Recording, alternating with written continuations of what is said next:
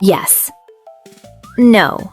Two of the smallest words in the English language, but when you use them alone, they can build the tallest, coldest walls between you and the world. Imagine you are standing at a beautiful garden party or a modern office coffee break. Someone smiles at you, hands you a drink, and asks with genuine interest, "Do you like the weather today?" You look at them, you feel a surge of anxiety, and you simply say, "Yes." Then you stop. The silence that follows is heavy. It is freezing.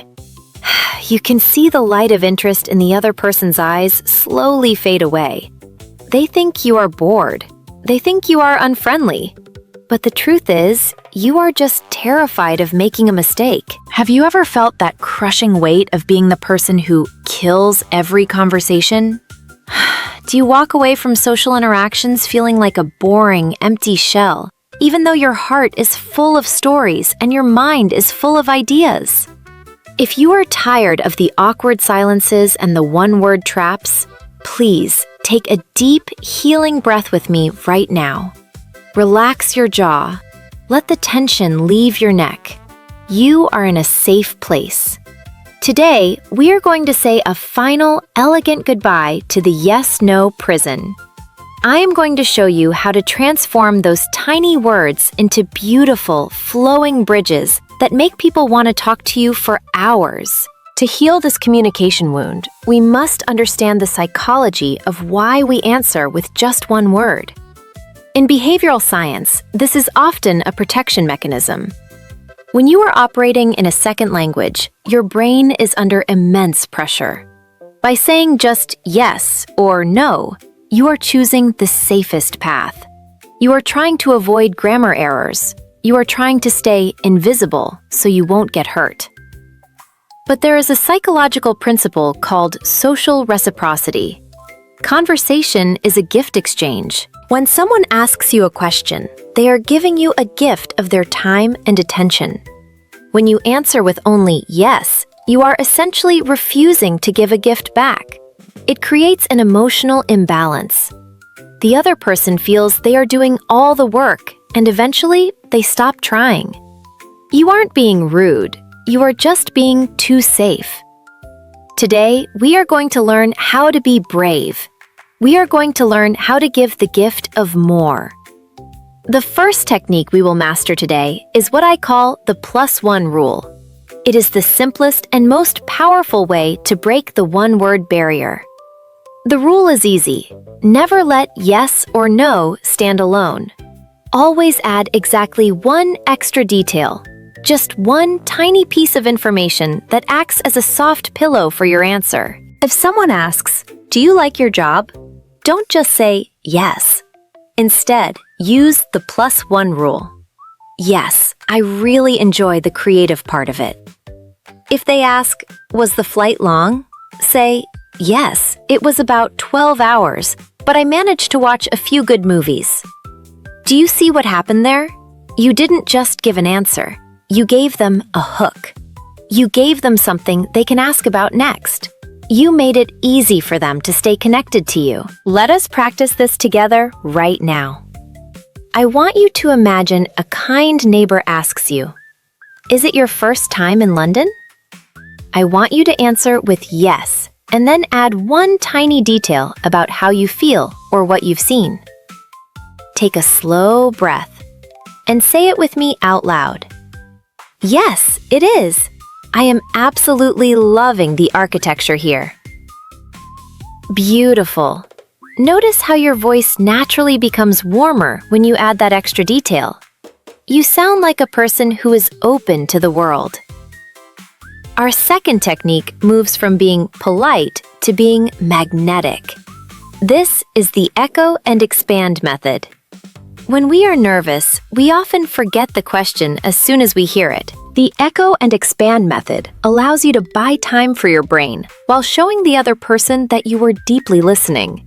You simply repeat a small part of their question before you give your answer. For example, if someone asks, "Do you have any plans for the weekend?"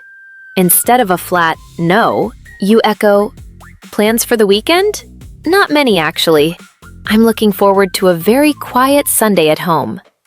By echoing plans for the weekend, you are acknowledging their interest. You are honoring their words. It makes the conversation feel like a beautiful, synchronized dance rather than an interrogation. Let us try the echo and expand method together. Imagine a colleague asks you, "Are you ready for the big presentation tomorrow?" Relax your shoulders. Smile with your eyes. Echo a part of the question and add your thought. Say it with me. Ready for the presentation? I'm a little bit nervous, to be honest, but I've practiced a lot. Excellent. You sound human. You sound professional. You sound like someone people want to support. The third and final technique is the ultimate key to long, effortless conversations. It is called the curiosity loop. If the +1 rule is about giving a gift, the curiosity loop is about inviting the other person to share one back. You answer the question, you add your detail, and then you immediately pass the conversational ball back to them with a gentle, open question.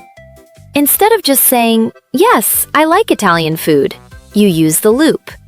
"Yes, I love it, especially authentic pasta. How about you? Do you have a favorite type of cuisine?" This is pure magic in social settings. It takes all the pressure off you and puts the spotlight back on the other person. People love to talk about themselves. When you ask them an open question, you are telling them, "I see you. I am interested in you." Let us practice the curiosity loop. I will ask you a question. Have you been living here for a long time? Now, give your answer, add a detail, and ask me back. Take a deep breath and go. Yes, about 3 years now. It's a very vibrant neighborhood. Have you lived here long yourself? Perfect. Do you feel the rhythm? It's no longer a struggle. It's a flow. It's a beautiful, healing connection. My dear friend, I want you to remember that the goal of conversation is not to be perfect. You don't need to have the best stories or the most advanced vocabulary in the room. The goal is simply to be present. The goal is to show the person standing in front of you that they matter. When you stop saying just yes or no, you are telling the world that you are ready to be seen. You are telling yourself that your voice has value. Your English doesn't need to be flawless for you to be a wonderful person to talk to. Your warmth, your kindness, and your willingness to share just one extra sentence are far more important than any grammar rule. The next time you are in a meeting, at a cafe, or meeting someone new, and you feel that old urge to hide behind a single "yes," I want you to remember our session today. Remember the +1 rule. Remember to echo and expand. Remember to loop back with curiosity. You are not a robot. You are a vibrant, intelligent human being with a beautiful heart. I am so incredibly proud of how far you have come in this journey. It takes so much courage to change the way you speak. Which of these 3 techniques are you going to try first this week? Are you going to use the +1 rule at work or the curiosity loop at your next dinner? Please, tell me in the comments below. I love reading about your small victories because they are actually very big steps toward your freedom. Kind to yourself today. Speak slowly, breathe deeply, and remember, you are doing a magnificent job. I will see you next time.